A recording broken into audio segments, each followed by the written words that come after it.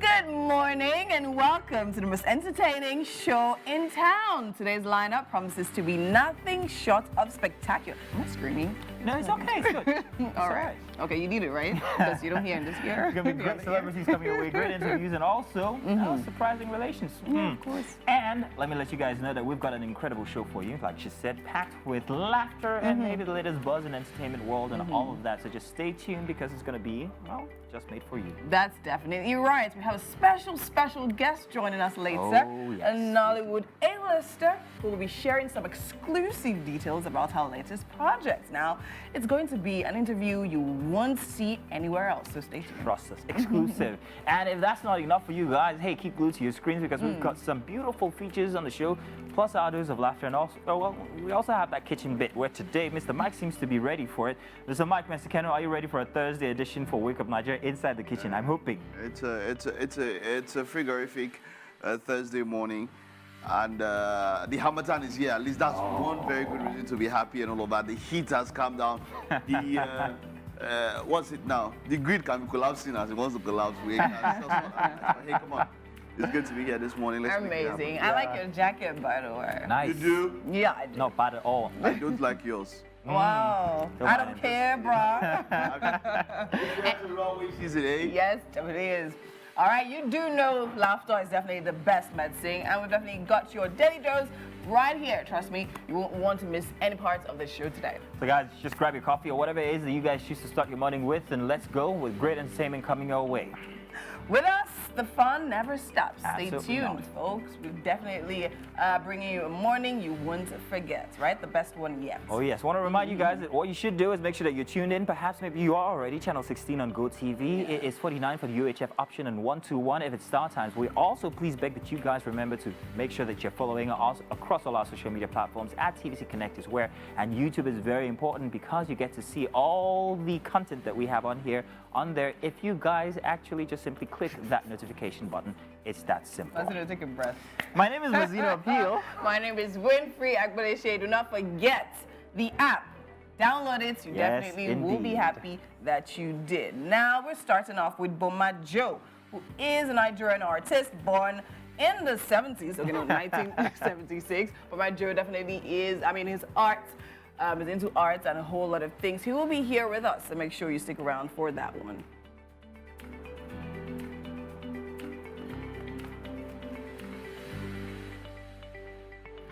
And Sami Adehi is a visionary solutionist, creative thinker, and also strategist, content developer, and seasoned actor, come director with over 14 years in the creative sector of entertainment in Africa.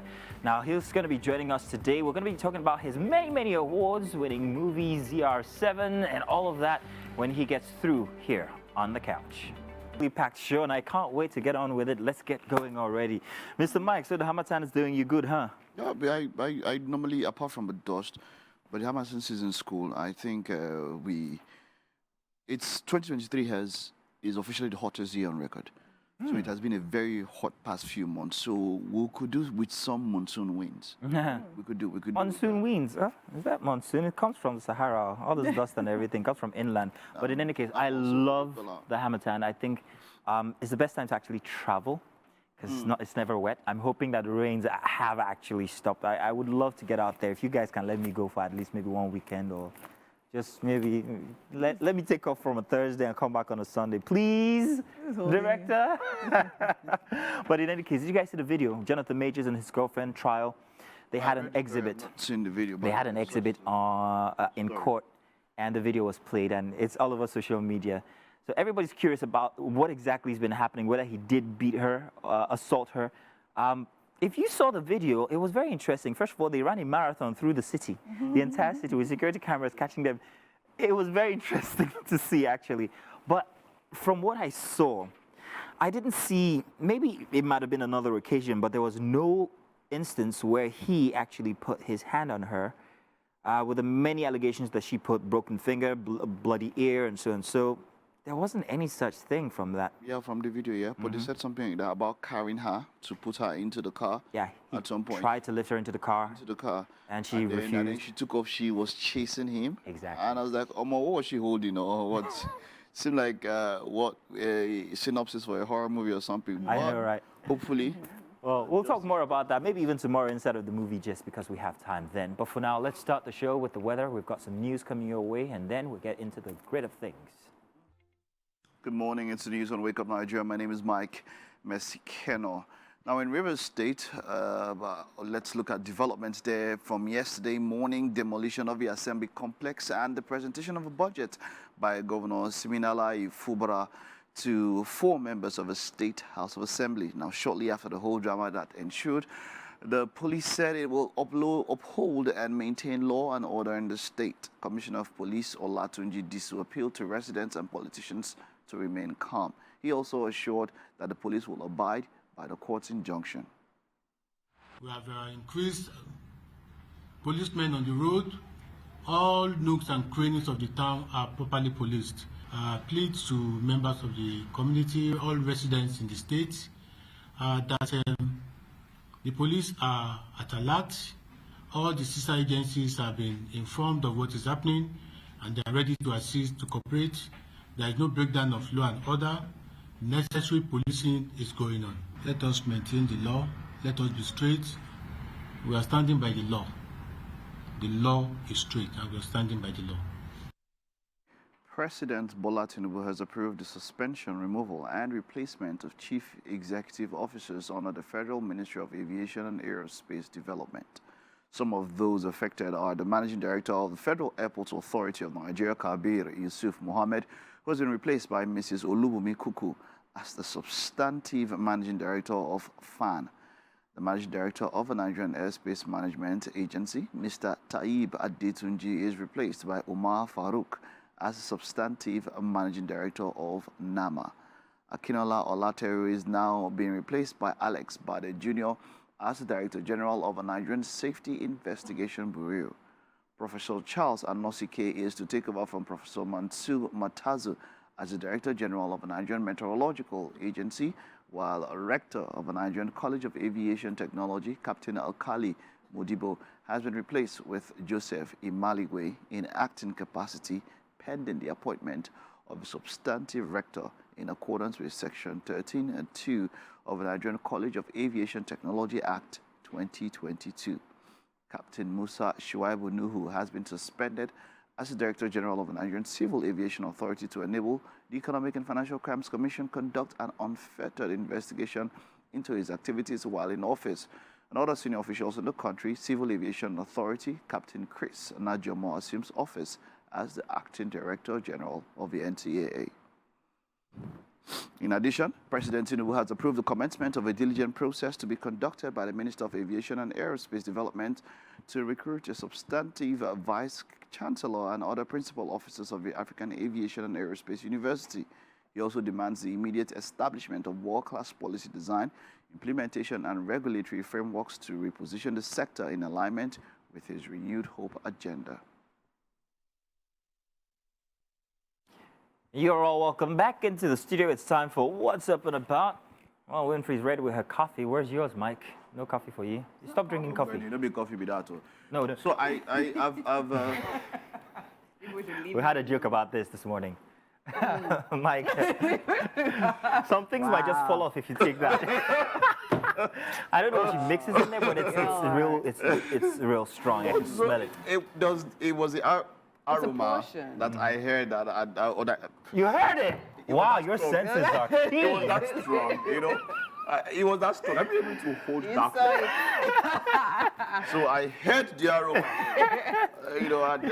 In any case, all right, guys. What are we talking about? Okay, so there's this unfortunate news that hit social media about 2 or 3 days ago of this man who put up a video on Facebook where he told that was going to be his final or last video ever, and he proceeded to actually consume what I think was poison, and he passed away a couple of days ago. And it's been all over social media. It's what led up until him deciding to take his own life that's actually very troubling. Apparently, he had borrowed a sum of 2.5 million, which he used for betting, lost the money, and then he decided to kill himself. Many people are like, oh, this is the results of betting and so and so and so. But I like to say this, and I'm glad we're having our book review with the individual that wrote that book, Men Should Talk. Or Dear Men, We Need to Talk. Dear Men, We Need to Talk. as unfortunate as it is, I like to think that there are instances leading up until that decision. And perhaps maybe somewhere there it could have been arrested, if you know what I mean. Losing 2.5 million may not have been it might have been the straw that broke the camel's back, but I would like to think that that kind of a decision came from much more than just that. I might be wrong, but that's just my opinion. I don't know. So if you yeah, guys think so. yes, this story is online. I know people are talking according to online reports. I've not yet seen an official police statement. So, because there's one thing I know, and there's one thing I know, that a number of people have tried to dissuade people from betting by putting up stories like this. A number of them are true. We've seen it. We know the ill effects of betting and gambling, as it were.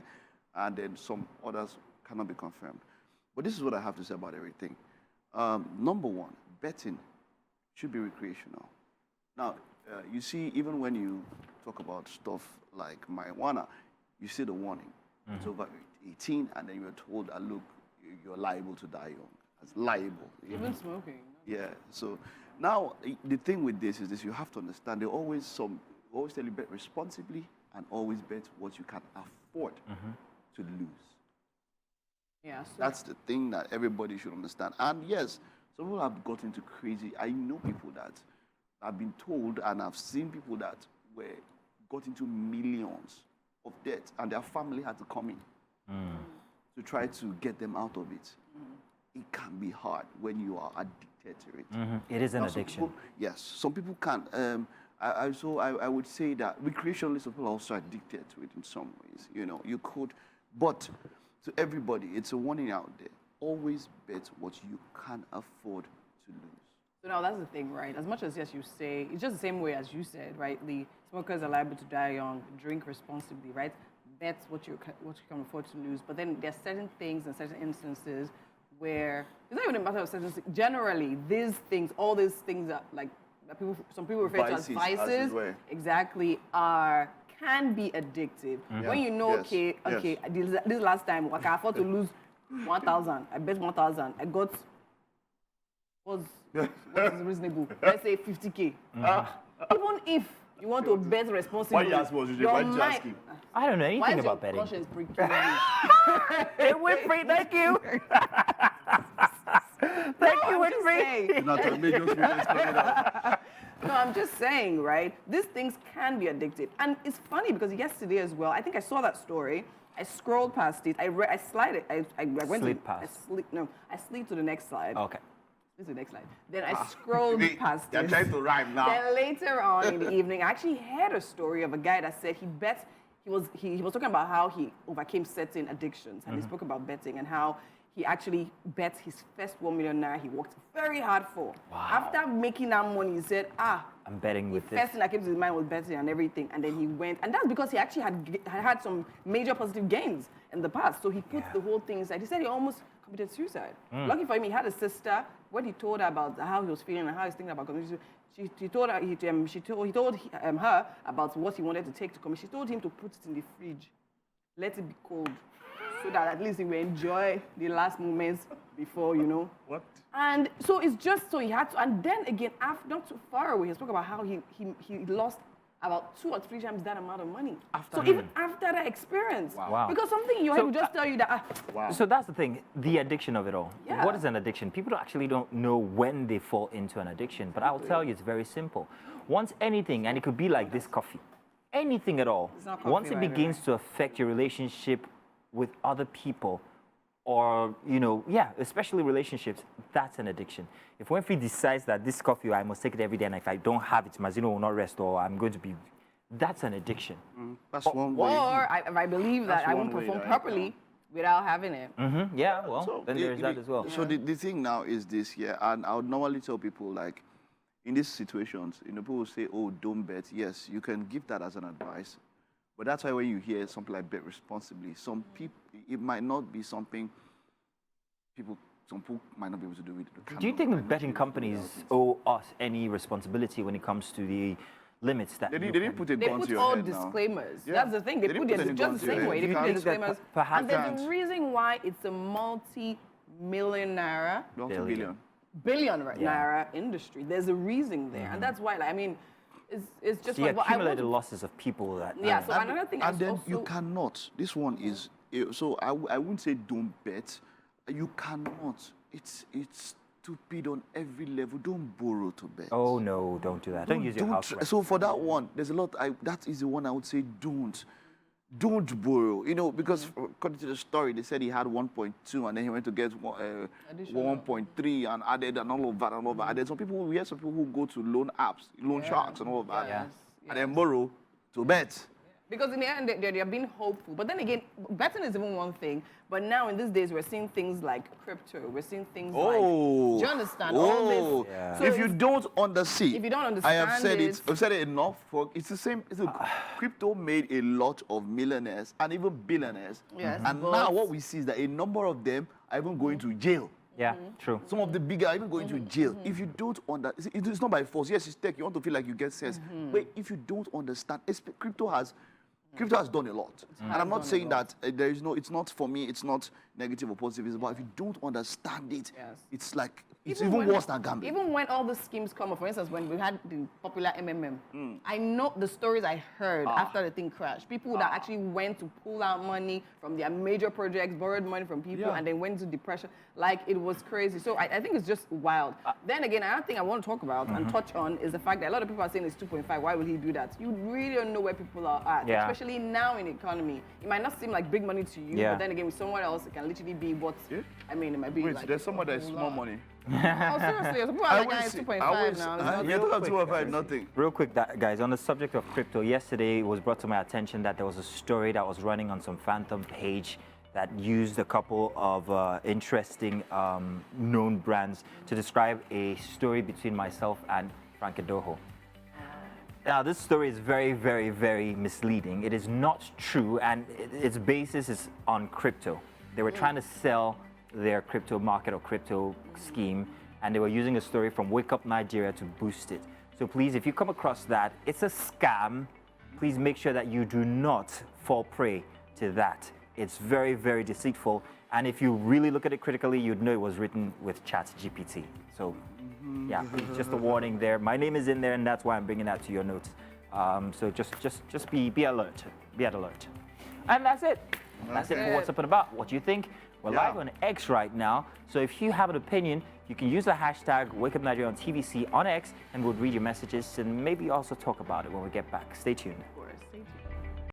Welcome into beautiful Thursday morning, and I have with me here the pretty Chef Grace. Hi, Chef Grace. How you doing? Hi. Oh, she's so calm, so sweet. How are you doing now? Thank you. Slept good? Yes, I do. Alrighty. Now we have a number of things in front of us right now. What are we making today? Okay, so we're making mashed potatoes with a chicken gravy. Mashed potatoes with chicken gravy. Now tell me, what do we need to bring mashed potatoes to life? We have Irish potatoes, we have chicken, we have our veggies, butter, seasoning. No, you're corn not flour. gonna do that. You're not. You won't. You shall not. You have to go in by the details. Yes. One after the other. Thank you. Okay, so we have butter, we have chicken, we have Irish potatoes, we Okay. have our seasoning, corn flour, and our veggies. So We'll get back here. Carrots, yeah. onions, green pepper, bell peppers, and onions. All right. So green and red bell peppers. What is in here? We have our curry, thyme, pepper, white pepper, and our seasoning. Okay. So now mashed potatoes. A lot of people. I enjoy eating mashed potatoes, right? But sometimes some people don't get it right. I mean, either the consistency, either it's too thick or it's too thin. So how exactly do you make yours to give you that perfect mashy feeling? Okay. Okay, so I just add a little bit of butter.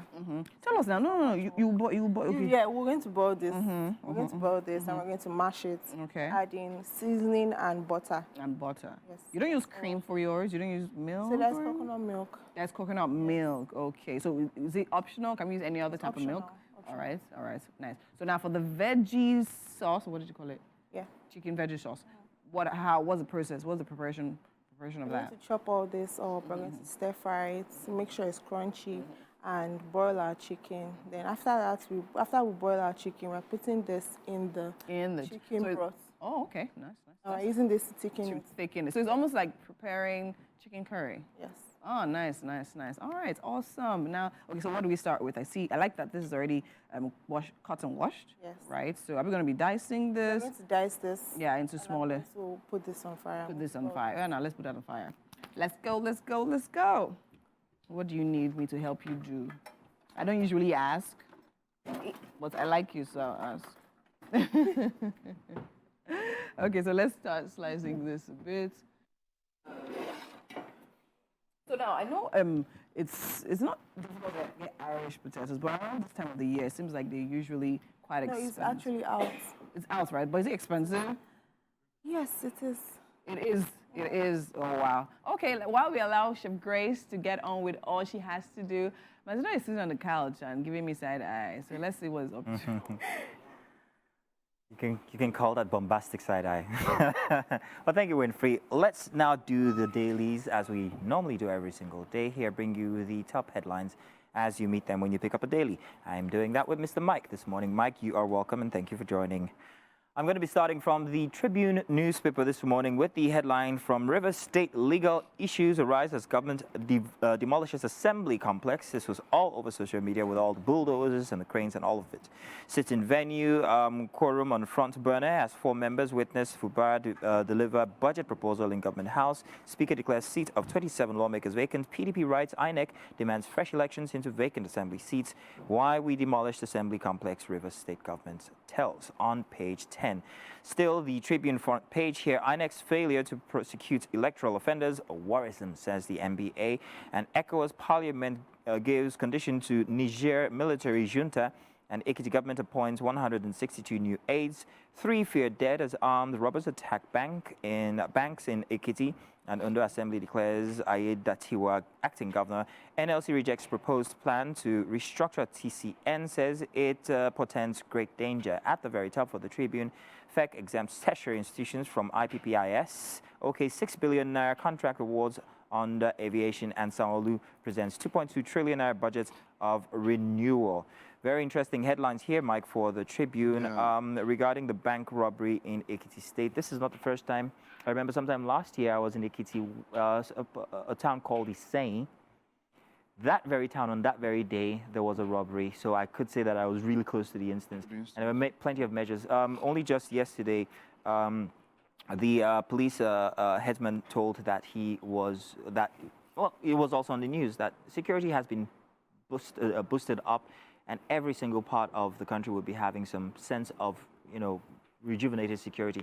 I'm wondering whether this is just signs of the times. I think that we're ready for this. There's a targeting of some of these states. I know Ondo and some other states around where maybe the security might not be as top-notch as maybe in some other places, and daredevil robberies that last for hours at a time and all of that. And because of it's going to be hard to get emergency response to them, something definitely has to be done. The security apparatus. I know that I've not heard so much about Amotekun so much. I know that was quite a big thing. I don't know what is the present state of it. So that if the police, maybe the military can't handle it and all of that, then at that particular point in time, we need maybe something like that Amotekun Corps to really be there and stand up for people, because people will probably lose lives and get injured and all of that because, hey, come on, it's like a money grab or something. And in most of these cases, it's not just one bank. So it's like an operation. Well planned. It's not like it is an operation, and can be sad to witness or even to hear about. What daily do you have? Okay, so let's take a look at the Punch. Of course, everybody's still talking about the Rivers Assembly. What I was trying to do there, I wasn't trying to read the official statement, if there is, from the state government about why that place has to be demolished. The drama happening in Rivers State is quite a lot. I mean, just yesterday, former militant leader Sari Dokubo released a video where he was talking about how, my friend is the president, but, there are a lot of things that are happening. We're sitting on the keg of powder and all of that. Rivers State, at this particular point in time, the drama all happening there is really, really, it's quite something. The word that I used to describe it was wild. It really is wild, because governance in this kind of thing is probably not happening. It's not happening because everybody is fighting. The former governor, who is now the chairman, the minister of the FCT and all of that, and he has come out on record to state that the political structure, the incumbent is trying to destabilize the political structure that he set up in the state, and we can understand what that means. Look, man, this democracy. It's really becoming dirty, and there are 27 members. Where does that happen? In River State. In anywhere. How do you just move to another party? Aren't parties supposed to have ideals and ideologies, things they live by that would make somebody say, I decide to be here and not here? How do people en masse like that? It's really, man, I don't know, like the drama there. I don't know, man. All right, now that's from the Punch. Yeah, that's from the Punch. Moving on to the Guardian newspaper, a couple interesting headlines here. I'll stop on one. National statistics population outgrows economy amid rising dependence misery. As usual, a chart there from the Guardian. But there's this headline that's very interesting. Tinubu sacks head of aviation agencies. FEC approves 6.32 billion contract. Wondering whether this is going to have any effect on the aviation industry. It is at its worst currently with everything that's happening. The Minister of Aviation did tell yesterday that, now this is funny, that if airlines would be liable to pay up to 40%, no less than 40%, I think, for flight delays. It's not the first time we've heard this. And if you're like me, you've experienced this many times, sometimes even missing an entire flight. Recouping your money is almost impossible. What they tell you is that you'd have to use it. I'm not going anywhere. In recent times, I've not had cause to travel out of Lagos so much in maybe the past year or maybe even 2. But there was a period when I was really very mobile, and I cannot imagine what people are going through. I mean, you leave early in the morning because you have a meeting, and now your flight from 6 a.m. is moved to 5 p.m. And there is no explanation. That one has 6 to 5 p.m. 11 hours later, 12 hours, and there is no explanation. And then at times, people even go as far and wait up until then, and the flight is cancelled. Yeah, you'd have gotten there if you drove. We've got one more paper. What's that now? I'm telling you, you would have gotten there. Let's do our final paper. What's that? Okay, let's look at Daily Trust.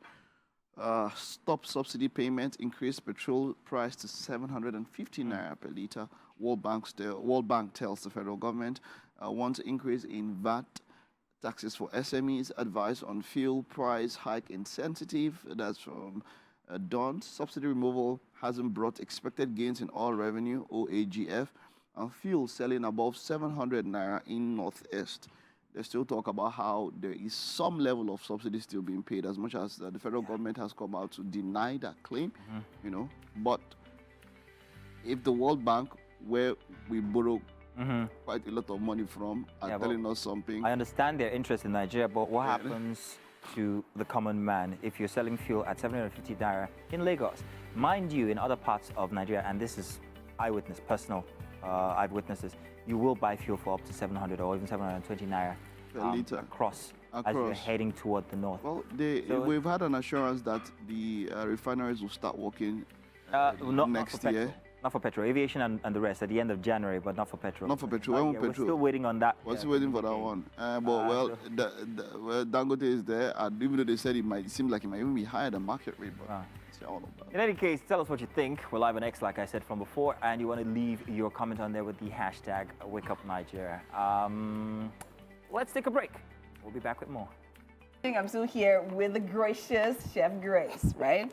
Okay, so we're here. We're making, in case you just joined us, we're making mashed potatoes with vegetable sauce. And so tell us what's happened so far with the cooking. So our potatoes are on fire. Okay. We're boiling that, and we're boiling our chicken. Oh, we're boiling our chicken as well. What did we put into the kitchen? Please open the chicken pot. Let's see what's in there.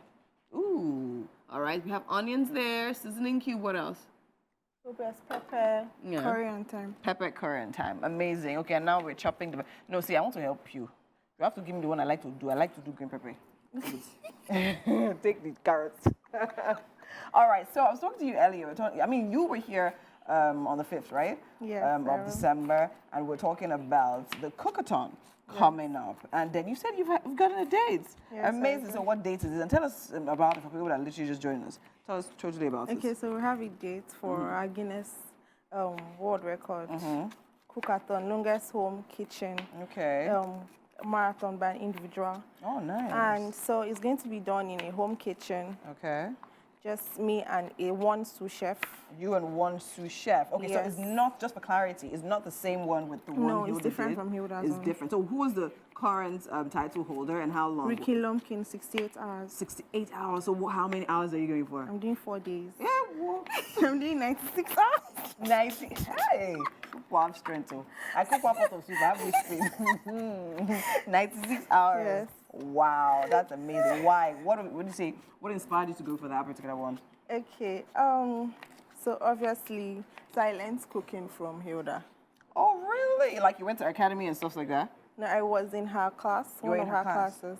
Okay. A level up class last year, and Okay. then I was live at her own cookathon Oh, for wow. 4 days straight, just like to show support. Oh, wow. And basically, she was amazing. one of my inspirations. I remember looking through secondary school. We had the Yeah. live book, Yeah. Guinness World Record. I'm like, oh, okay. Yeah. So if they can do it, then I can They do can it do as it well. too. Amazing. That's so Yes. great. I mean, so you see the great work she's actually done out there. So even I mean, without knowing her, a lot of people are inspired by her. Do you understand? So now, what do you think? What's your take on? You know how after she did it, a lot of chefs are coming out saying, I mean, we have the likes of Chef Dami and all of that talking Yes. about, oh yeah, why would they allow her shine? So what do you think about all of that? I just feel maybe I don't know. I might be wrong, but most of the people were just catching cruise with it. Let's Do be you think Chef honest. Dami was catching cruise as well? I don't know. I don't know. Let's not put No, ourselves in don't. trouble. You're trying to be political, right? Let's not put ourselves in trouble. So Okay. our cookathon, there's a different purpose for it. Okay, what's the so purpose? the food I'll be cooking will be going to the homeless people on the streets. Oh, that's yes, to be good. packaged and given to people on That's the so streets. good. That's really good. Thank you so much. I'm really proud of you, and I wish you all the best. I mean, 4 days is not a joke. So now, what other preparation? Okay, so let's remember that we have viewers watching us because I'm enjoying this conversation a little too much. So on the screen, we have the recipe for this amazing mashed potatoes with veggie gravy that we're making, and the ingredients are Irish potatoes, fresh peppers, carrots, green peppers as well. We have red bell peppers, we have spring onions, butter, onions, chicken, vegetable oil, coconut milk, seasoning, and black pepper. You definitely should write that down and try out that amazing recipe, right? Okay, so now I know there was like controversy with the whole Chef Dami situation. No, I'm not trying to put you in trouble. Not yet. So I mean, I think a lot of people were talking about how, oh yeah, she just started cooking without literally doing the right things. So for you, Yeah. what steps did you take before a date was issued? So they gave you the date, right? No. You selected it? Yes, I Okay. did. So what steps? Like, what did you have to do? Was there an application process and all Yes, that? of So it's course clear. I applied. Okay, so tell me, what was that application like? Okay, so I applied on the website, and yeah, that's just So that's basically this. how you do Can you it. imagine? So is that simple? And you just get accepted Oh, by really? Guinness. So they reject offers a lot, but we're lucky we got accepted. Oh, nice. What would you think there was something different about your application and made them accept it? God's grace. God's grace, amazing. And on that note, we'll be heading over to the couch now where we have another interesting interview. Yes. Look, if you be careful with that knife, all right? Don't, all right, we're looking forward to what turns out there. I know it's definitely going to be beautiful. Now we have an art display, and we're moving a little bit from a norm. We've had a lot of painters, but today we're dealing with a sculptor.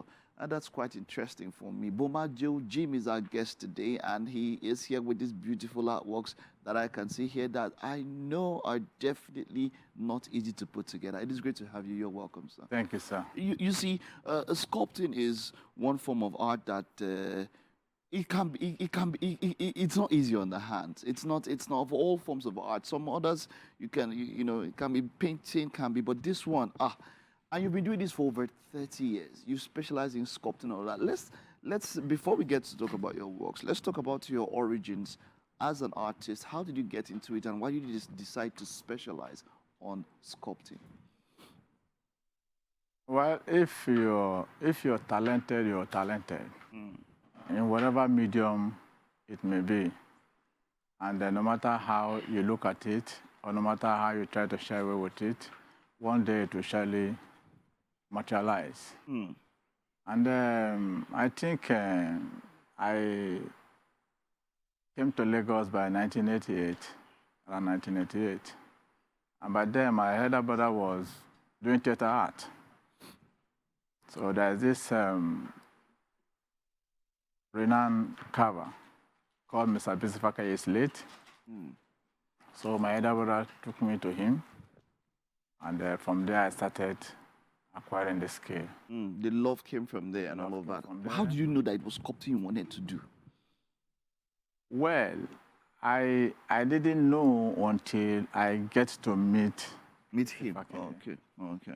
That is where I get to have the habit of getting into sculpture. Because there are painting also there, but I decided that this is where my passion is. Wonderful. And then, since then, you've been doing this for so long, for 30 years. How would you say the appreciation of art has evolved? Was it appreciated better in the 80s or 90s or 90s or even now? How would you talk about the evolution of art or the evolution of appreciation of art locally here? As far as I'm concerned, it's quite huge now than in the 80s and in the 90s, because we quite have a lot of young guys now are coming into art to collect.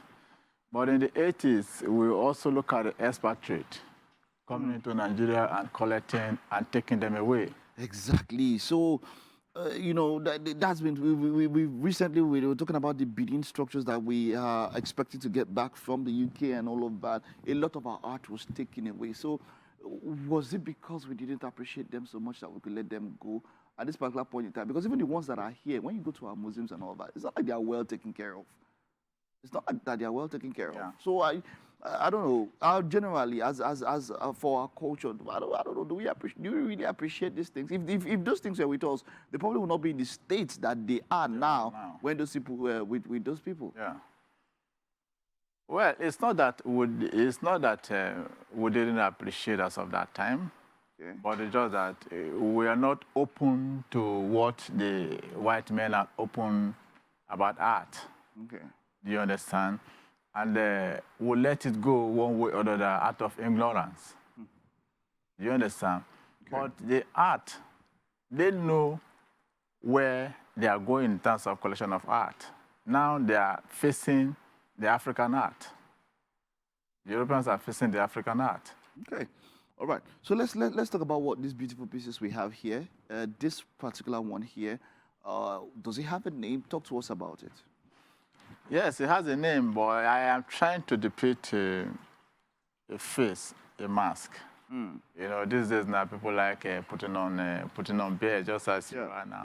Yeah, definitely. So that's what I'm trying to. If you look at it, especially you turn the front, you look the mustache that is there. So that's what I'm trying to portray. All right. And how about this one by the side here? Yes, so you know we have different kind of faces. That's what I'm saying. We have the small eye socket. We have this eye socket. Yes. So I titled this Oju Opolo. That's the big eye. Okay, Oju Opolo. That's interesting. They look different, but from what you have said, you told me earlier behind the scenes, this is the same type of wood used for this. Yeah, the same type of wood. And you said you use ebony wood. That is what this is, and it's your preferable, you know, medium to sculpt. Why so? Why ebony wood? Because it's appealing to people, and it talks to people, and it's beautiful. And moreover, it's recognized all over the world. Okay. How about its durability as compared to other woods? It's perfect. Wonderful. Now, what are the other options, the other woods that people that are used for sculpting? I said Kosun is good, Apa is good, Iroko is also good. But more especially, I prefer to use ebony. Okay, but when people, would you still call it sculpting if metal is involved? Is it still sculpting? Yeah, it's still sculpting. It's still sculpting. Yeah, we also have metal sculptors. Okay, okay. So that can be a medium. Yeah, that is a medium on its own. On its own, okay. The wood is a medium on its own. Okay. Now, if I begin to attach metal on it now, it becomes a mixed media. Okay, okay, yes. I understand where you're coming from now and all of that. How long, if we're talking about durability, how long can this artworks last? As far as it's not exposed to rain. Okay, exactly. As To far as extend not now exposed to rain, because it's not supposed to be an outdoor, it's supposed to be an indoor. indoor. And even sun, I know that sun has some kind of effect on wood also. Yes, sun has to have effect. It can warp Can crack it. yes. Can crack it. Nature of wood and all Even of the that. harmattan also crack. Yeah, oh, definitely. Our doors, we see our doors, they tend to get different shapes at times during Harmattan period. So if that did not happen to it, fire did not cut it, yeah. it's fine. It's lasting. Why? Oh, so I just wanted to find out, Jason, because I see these sculptures now. How is it so that most times the value of an artwork maybe is increases after maybe the passing on of the artist or the person who sculpted it? Why is that so? It depends. It's not for every artist. If you are not laid down your legacy before you pass on, Okay, yes, yeah, that's quite true. It's not every artist that you do happens not to. have that value. That value, you're right. You understand? But if you walk your way before you leave, you pass on, your work will begin to have value. And speak for you. I'll All speak right, for you. all right. Thank you so much. These things look very durable, and I am looking at you as someone that your works will also have that such a value. Yes, I think I want to say that also. I have my first solo show. Oh yes, last yes. year, Let's very fast. Let's talk October about it. 1st, I have Okay. a solo show, and it was fantastic. Oh, And I had wonderful. it, on OM, that's Okay. a gallery called OM Gallery. It's a private gallery. All right. Is there anyone coming up soon? Yeah, yes. Another one is coming on soon Okay. on this 2024. Okay.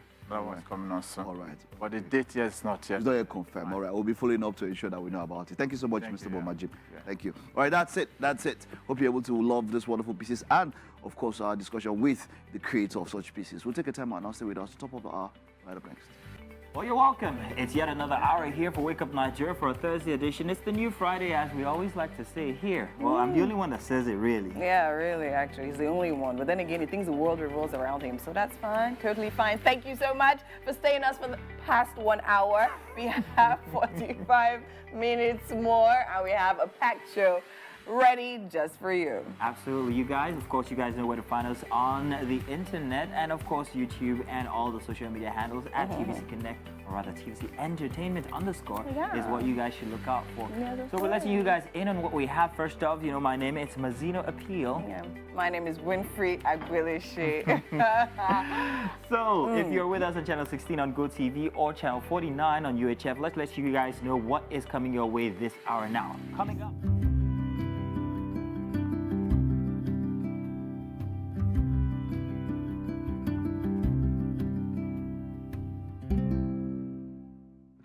All right, welcome back to the second hour of the show. And of course, our first sit down. Now we have Sami Adehi, a visionary solutionist, creative thinker, strategist, content developer, and also an actor. Over 14 years of experience in the creative sector and entertainment in Africa. Of course, well, when I think about somebody who is creative, somebody who does all of that and also acts, there are some questions that are in my mind. It's great to have you. You're welcome. Same here. Okay, so let's see. Has entertainment always been the thing for you? Did you start as entertainment, considering all the kinds of things you do and the kind of person you are? Has entertainment always been the first thing? Well, for me, yes, it has always been the first. I've loved entertainment, acting since I was little. Okay. Yeah, but of course, our parents, you know how they are. Yes. They want you to study, they want you to graduate, you know, they want you to have a certificate. And of course, I had to do that as well. Do you appreciate that they did that? Well, yes, I think, yeah, I do, honestly, because especially because of where we are as a country, where we are as in the creative space. You know, we don't have institutions set up for actors or models or dancers. You know, we don't have that set up yet. So it would be important to go to a tertiary institution, you know, graduate with good grades, and then, you know, with that experience, you know, you then veer into something you are more passionate about. You know, now you are more equipped, you have contacts, you have, you know, at least something you can fall back on. Were you doing this while you were, of course, had to go through school and all of that? Was entertainment still in the mix, or it had to go on a break and all of that? I'll be very honest. There's no how you love something and you don't find yourself doing it, even when you are doing something entirely different. Okay. So while I was in school studying electrical electronics, I found myself doing stage plays, doing dramas, doing comedy skits. Did you ever think of maybe moving to theater arts or something while you were studying a science course and all of that? Did it ever come to your mind? Yes, yes. A couple Because for those people, it's their course and all of that and all of that. And I had a lot of friends always tease me and say, "You're not supposed to be with us here. You're supposed to be." Wow. You know, I got a lot of that. But I'm grateful that I had that background. Okay. It has helped me with my business. Okay. Other things that I do. That you do. Because I don't believe you should, as an actor, you should be acting every day for the rest of your life. I believe, okay. like other art, you should find time to focus on one project, one character, and when you are done, you know, you detox yourself and prepare for the next. Now that's the challenge. We are in an industry where I've seen people who are on 3 or 4 sets at the same time. Yeah. And of course, there are very many reasons. You know, finance people are trying to get money. The money is not so much. That's why they have to do that. But you see somebody jumping. In fact, somebody will jump in between and do three different sets in one day. Oh, yeah. How do they move from one character to one character? How much do you think this would affect the quality of the output? I mean, if you have, from what you're saying now, and I understand where, look, foreigners, if you want to get into a project, they are there for months, and then when they, like you said, they take out some time, go out of the character, go into another one. How does what we do here, how does it affect the quality of our output of what we bring? Well, I think for starters, we are very low on standard. Yeah. You know, our standards are very low, which is very poor. Because when you improve on your standards, Okay. you know, you then realize that you cannot jump from these sets to these sets. Because for starters, the characters don't even look alike. Yeah. It shouldn't look alike. Yes. You know, probably shouldn't sound alike. You know, so you find yourself in that space if you try to do that. I don't do that. I've never seen act. I don't even believe acting should be in that. You should, as an actor, I don't think you should have that mindset. You know, I believe you should do one project. Myself, if I do 3 projects in a year, I'm good. Optimally. Wonderful. I'll tell you the truth. Those will be the biggest projects that year. Okay, so now that it comes to the question. Yeah. Somebody, they are not your projects per se, so you might not have a say in all of that. Do you reject scripts, or you do? A lot. Just like Burna Boy. Burna Boy rejects a lot of songs and collaborations because you want to sing, and because I can sing doesn't mean we should sing. We should sing together. Okay. It doesn't mean because you're a producer doesn't mean you can produce the kind of project I want. That you want. So what are your own standards? Why would you reject a script? I will reject scripts that don't have a good story. Okay. Scripts that the characters are not definitive. You know, I want to try something new, something different, something unique. Not the regular, everyday Chike and Ada sitting in the house. When did you go to work? What did you cook? Yeah. Also, we are more on, we're big on quantity rather than quality, as it were. But as it stands also, we're also doing quite well. We have some stand-up, streaming services now has made it. What has streaming been an advantage to Nollywood, as it were? It has. In your own way? It has been a big advantage because now we have more platforms. We have more platforms to put our content on. Okay. And then we have people, we have entities who have come with more finance and more financial support. You know, but still, the problem is and has been our mentality. Okay, how do you mean? We don't love ourselves enough over here, and it's a problem. It's showing in our industry. So you hear cases where maybe a producer was given maybe maybe sum, let's say 50 million. Okay.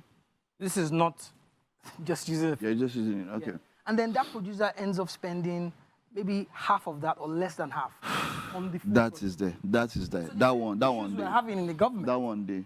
It's happening in the industry. So, and that makes it that, and then you know that it's not really finance being the problem. It's about how the finance is being used and all of that. So you're using execution 10 million for a 50 million naira project. So yeah, for something that was commissioned for that particular amount. So how's that going to stop? How's that going to end? So some people have stated that stories are the issues, production is the issue, that is not finance. Some people have said that it is purely finance. What would you say if you wanted to pin it down, you know, to one or two issues? What would you say is the major issue? It's standards. Standards. Standards. Our standard is too poor. I don't want to call names, but I don't think our content is exportable yet. It can be consumed. More people might beg to differ because I mean, if you look at export, I'm talking about we can expect these people in diaspora. Okay. Can people in Korea, Okay. in India, say, Okay. I'm searching to watch. The same way we watch K-drama as it is. Watch K-drama. So, Okay, now I get what you're saying. So now, yes, you have a lot of our content being consumed by diasporans. Nigerians in diaspora. I Not get to where you're coming necessarily from now. Other countries demanding for our content, telling us, come to my country and do a premiere, come to my country and market, come to my country and I want to collaborate with your industry. Wonderful. All right, so is there anything your fans can look forward to? Do you have anything on the horizon, something that people who love you can watch out for? 2024 is a massive year for Samir Dehi. Okay. My last project that was, shown across Africa, over 50 something countries, which is Anahe, Okay. one of Africa's biggest. All right. Yes. Thankfully, we've done another one now. Okay. There'll be some more of that from 2024. Okay. A series also or a movie? Yeah, a series. Okay. Yeah, A series. long series. Okay. 130 episodes. I'm sure they will love it. All right. They'll go gaga. Wonderful. 130 episodes. That's quite something, you know. Yeah, so I wish we had more so time. you see how much time it would take. It would take to shoot something like that. Okay. I wish we had much more time to talk about that. But yes, wishing you the best. And thank you. Well very done. much. Keep it up.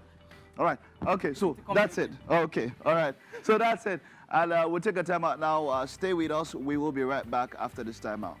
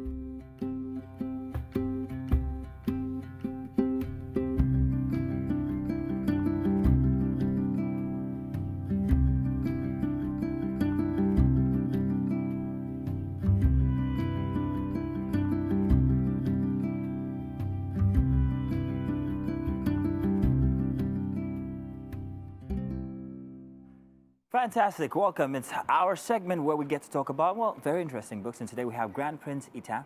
He's a graduate of theater arts from the University of Uyo. And in 2014, he made his mark as an author with the publication of his debut book, Life as a Border.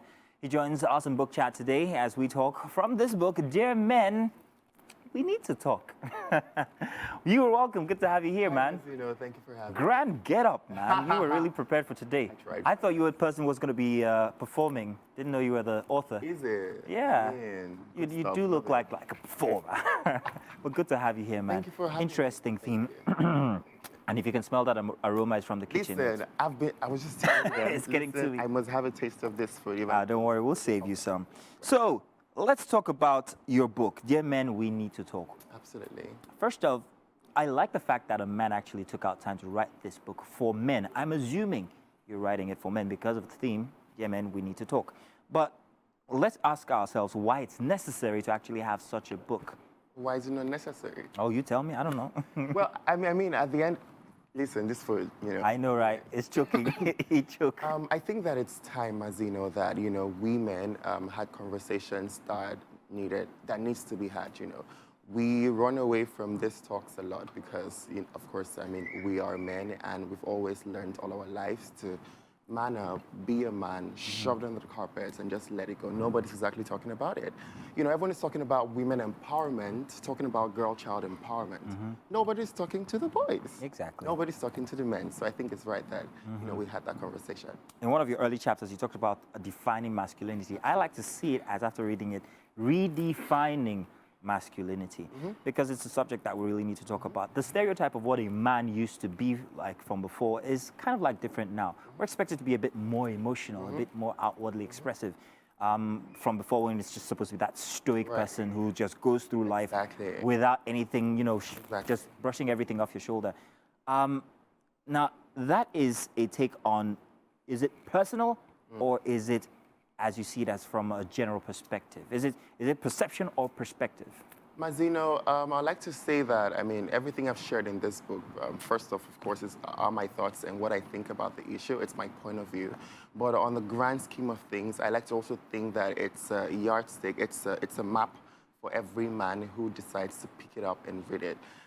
And so it's not just a personal thing. Like you said earlier, I mean, you know, the days of 1920 to 1960, it's different from different masculinity. You know, I think that men need to embrace a bit more of the emotional part, you know, and, you know, quite a range of things to work on change and have a little change of mentality, you know, try to approach it with a more open heart and just, you know, enjoy what it means to truly, at the end of it, be a man. We're going to talk about expressions.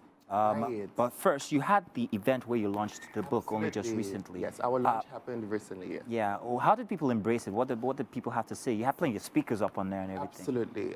We had quite a stellar panelist, Elozona Comfort Book. Elo, he's a personal friend. Yeah, Elo, of course. Yeah. And Charlie Boy. You know, good. Right. And I think, you know, for the first time in a long while that I have seen people, you know, being open to the subject and actually just contributing, asking very meaningful questions and getting very candid and right answers. What were some of the questions, like, for instance? So, if I can remember top of my head, a young lady walked up and then asked, you know, what are we going to do to men, to boys, you know, in schools? She runs a foundation that, you know, goes to school, talks to girls and all. And at the end of the day, the challenge is that in our experience so far, there are no men who are coming up to these schools and talking to these boys and letting them know that you can become this, you can do this. I have been there before, I have done this, you know, I'm a man now, I've gone through all of that. There is no proper grooming for the boy children. And I just want to say this, you know, our society is so focused on training the girl child and just so focused on making sure that the girl children are better. You know, we go to secondary schools now and then we are talking to girls, trying to instill in them qualities that we need to instill in them, train them to become absolutely, you know, major brain workers and become better women. And we're neglecting the boys, you know, at that stage. We're forgetting that these girls will grow up and in the future meet these boys that have not been trained, and at the end of the day, it's chaos. That's why you see a lot of girls who are heartbroken, you know, who are going through so much because the boys were not trained, and so they meet with them who have been trained, and their hearts just, you know. It would seem that from your point of view, there seems to be so much expectation from the boy child himself. The book is about men, however, but going back to, well, men as boys, maybe perhaps that forms the foundation. Absolutely. I mean, there is no man who has not been a boy before. I was born grown. Right. I like to see how that works. But there was a very interesting chapter you had here, which is Men and Tears. I wanted to ask you as a personal question. Are you married or single? What are you? I can neither confirm. He's being careful, guys. But in I'm any not case, married yet. The question I wanted to ask, if you had a significant other or a partner, have you ever cried in front of them? And what are your thoughts when it comes to men crying? And is it okay to do so? Listen, Mazino, a lot of men don't cry. So many men in this room here, watch. How many of you guys have cried? I mean... When was Eben, when was the last time you cried? You don't cry, you say you can't remember. So the thing is, I'm not saying, you know, show up and wail and literally roll on the floor and just be dramatic about it. But men need to understand that crying is an emotion that a human being has. Not a man. It's not a thing that has been given to just women, you know, and not men. It's an emotion that both the man and the woman, you know, I mean, they have these emotions. And so from time to time, there are times where it kicks and you just have to act out that emotion. Yourself. But because society has said men don't cry, men should, you know, man up, you don't let it all out. Now, to answer your question, Mazino, I think that if you have a partner that you're not vulnerable to or with, then I don't see the need why that person is your partner. Your partner should be your safe space, should be someone you can, you know, be with, trust in, and just let your emotions out. So I mean, crying is literally one of those ways to build a bond with your partner. Yeah, and so I think I honestly don't think there's anything wrong with men crying. it's an easy read. It's not that big. Absolutely. But it's packed. It's loaded. It's a chapter I really wanted us to get into, but we can't because we're out of time. It's about the gender career expectation, what men can do career-wise, what women can do or can't do, and all of that. It goes on. I'm gonna just force this into shoehorn this in here. Those expectations when it comes to careers, are they still something that people actually still consider? As a man, you can't be a nurse or perhaps maybe that kind of thing. The fact that you even thought about it means that it's probably still in the conversation. Don't espouse to it, it's just something that's out there. Yeah, I mean, these conversations, it never runs out completely. I mean, there are people who still believe that, you know, as a man, you cannot be a nurse, you know, and it's really, as a man, you can be a chef, or, you know, as a man, if you are in some kind of work that is effeminate, then, you know, that's not a job for a man. Okay. I don't know who gave these rules, but I mean, we need to break these rules and just work over them and ensure that we can. What you need to do is find this book, make sure that you read it. Dear men, we need to talk. Ita, it's been very, very interesting talking with you, even if it's been a short session here, but I'm looking forward to finishing it. I haven't finished it. And you've got a great personality, and I'm hoping to see more. Maybe I should go back and read your history, your books and everything. Thank you very much for showing up. Thank you for having me, Mazin, of course. Now, do stay tuned. We've got more. The aroma is still in the air. 'Tis that time of the year. So, hey, what say you? We'll be back around again with another special guest. Without further ado, there's no need for a new profile, because if I start a new profile, like we do for other guests, the show will end. Well, the king must dance naked, and Auntie Joke is here to tell us why the king must dance naked. It is great to have you, ma. You are welcome.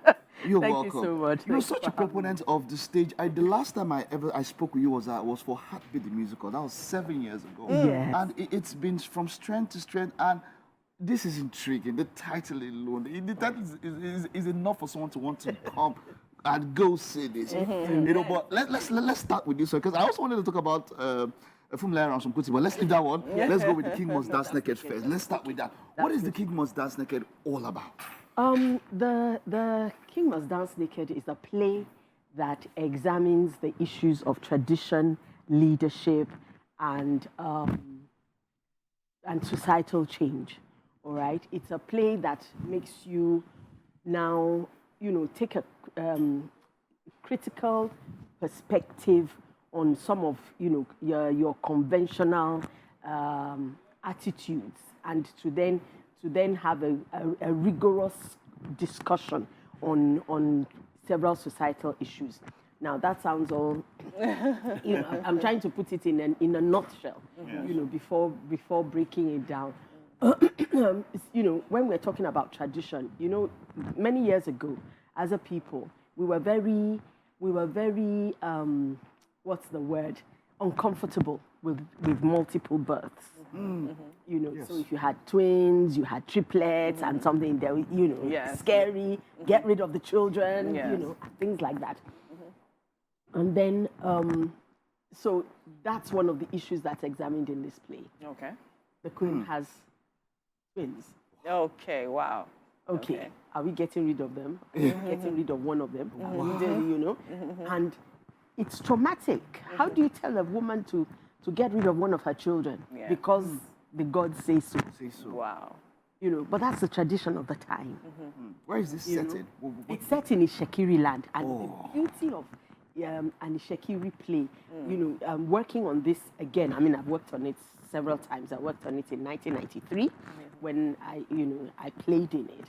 And then in 2012 at the Cultural Olympics in London, I played in it again in a different part, you know. But working on it now as an executive producer, I then kind of realized, I don't know why it took me so long, to realize that there's a confluence in traditional beliefs between the Ishekiris, the Yorubas, and the Benis. You know, a lot of times when you talk to Ishekiri people, I just realized that, you know, they're talking and you're hearing them talking about Beni, and I'm like, yeah, Ishekiri. Yeah, why are you talking? Yes. You know, but they are more intertwined. You know, including the Yorubas. You know, so that's been What was the question? Where was it set? Just go on. Where Just was go on. yes, So it was- so it set- was set Go on. in- Just in go on. Shakiri. It's okay listening to you. I don't have. Yes, it was setting Shakiri. So now I have this Yes. question, right? Yes. Of course, this story literally talks about history, talks about how certain things were taken back in the day, right? Now we're in 2023, and a lot has changed. Now people even want to have twin strippers. They can go to the hospital to actually have multiple births and all of that. Now, why do you feel? I mean, you're the executive producer of this project. Why do you feel the need to still go back and visit? What do you think it does for us in this time? Okay. It goes back to one of the things that I was talking about, which is about leadership. Okay. As a leader, something traumatic has happened in a nation, all right? And so because of the trauma, someone has forced a change. Now, how do you handle it as a leader? Because this forceful change has had a ripple effect on the entire society. Yes. Now, how do you handle it as a leader? All right? And I think that is so relevant in any age. Any age, very true. It's very important in any age for us to look at things like that. And then specifically for us at the moment is gender issues, women in leadership. True. We keep, I think it's the only, in the area of leadership, especially in political leadership, that you find that we have regressed. We have regressed. You know what I mean? We had some really powerful, you mentioned Fumilayo and some Kuti earlier. You had, all these really powerful women, Alimoto Pele, Wura, I mean, there were so many of them spread around the nation. So you expect them to grow in numbers. Very And true. by now, We should expect we even should have had a female governor at least. At And least. you know, True. Do you understand? Very so true. now For me, it's been a big thing. It's been a big thing for me because I know we have senators. We have Yes. female senators. Yes. How many exactly? You know what I'm True. saying? That we're True. starting, and I'm really looking forward to even governing a nation. Yes. It's something that for me. I think Mrs. Tinubu, for one, in contemporary Nigerian politics, is probably the most experienced politician that we have far, now. yes. Because she was in the Senate for quite a long time, and now she's first lady. Yes. But the thing is this: how many others? How many others? That's the thing, and you have so many male senators. So it goes back to saying to what late Chief Abiola used to say: Yeah. a nation clapping with one hand. You see, I love. Do you understand? Yeah. How do you clap? How do you clap? How is it heard? If we can get to a point where, by the way, we have quota and we put it by region, we also should have that gender-based. Yes. I would be at the forefront of such a matter. Yes. But let's talk about the details. Where and when can we see this play? Well, we open on the 22nd every weekend till the 7th of January. Friday, Saturday, Sunday. 2 shows on Sundays, except on the 31st we're not showing. Because 31st is a Sunday, but every other Sunday, Friday, Saturday, Sunday, we're showing every week till the 7th of January, and then we're showing at the iconic. I love it. At the iconic Glover Memorial Hall that my company manages now. Started managing it in early 2020, 2022. It's the oldest theater in Nigeria, built in 1887. Yes. That place is Nigeria. Do you understand? I think it's totally perfect for the play. I mean, talking about where it's coming from. Exactly. Yeah. And those are the kind of plays we will be doing there. Amazing. Those, plays of heritage, plays of tradition. Yes. Because there were so many iconic things that happened there. During that period. Yes. Well, Auntie Joke, your eyes light up differently when you talk about stage. Yes. I've spoken to you about film, but when it comes to stage, Yes. the Like that's spark the first. and the view going all about. Yes. Why is it so for you? For me, first of all, I'm a classically trained actor anyway. I trained at the Webber Douglas Academy of Performing Arts. But apart from that, is the fact that I think theater, you will notice, even in today's day and age, what's one of the most popular Game of Thrones. Okay. Go through the cast, go through the crew of Game of Thrones. they're all, even the writers, they're all theatrically trained. Yes. Theater is the base, is the breeding ground for strong Performances. for strong crew members, you know. And so for me, it's a burning passion to make sure that in Nigeria, we do not let it die. The other thing is the fact that it brings together a lot, because it can be a bit on the elitist side, but it does bring together a lot of the elite in one room. Because a lot of times you can watch some amazing films in the comfort of your home. Your home, yes. If you go to the cinema, you're not likely to be talking to the next person. Very true. Everybody likes it. Very true. But in the theater, you are all enjoying. It's a co-creation with the actors. All right. Stage, Yes. audience, And then afterwards, symbiotic. what tends to happen afterwards Yes. is that discussion that then Discussion. goes Very on, true. and you discuss with each other. You have people that you may not see on a normal, course of events. You meet each other at the theater, and you have. And you have a discussion and all of that. Amazing, Wonderful, amazing. wonderful. We're really looking forward to this one. Thank you you. cannot leave without giving some words. It's about legacy now. Legacy. The younger ones, for us, for those doing it now, coming up. You've been there over time. You've seen the evolution of Nollywood, of theatre. Yes. Just give us a bird's eye view. Yes. What do you think has happened so far, the evolution so far? Has it been one in a positive direction? Yes. We've had productions now where people are spending in tens of millions, even hundreds of millions now. Yes. Are we telling better stories? Are we, what do you think about everything as it is? Coming back from up there, up until now. And, what word can you leave for us? I honestly think that as it's now being called the creative economy. Can you imagine? It was a lot of hustling in the early years. Even trying to even get work was difficult. A lot of people that I started out with, they're no longer in the industry. Many of them want to come back into the industry now, but at that time it was just so hard. So now to see all the work that is available, people who are working, especially in film, they in film, on TV, they are permanently working, going from one set to the other to the other, in good work, with not bad pay either.